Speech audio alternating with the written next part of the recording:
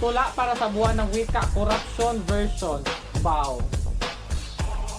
Ang dating bayan na nakakamangha, ngayon ay binabalot na lang ng baha. Kung kaligtasan ng Pilipino ang inyong habol, saan ninyo ginastos ang budget sa flood control? Puso ng gobyerno sa bayan ay nakaukit, lalo na kung may makukupit. Malinaw ang kanilang pananaw kung sa kaba ng bayan may mananakaw.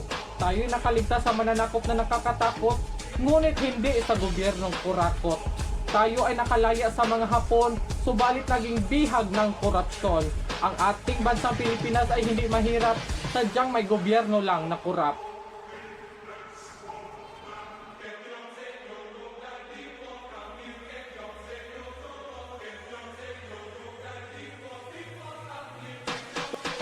Tula para sa buwan ng wika, korupsyon.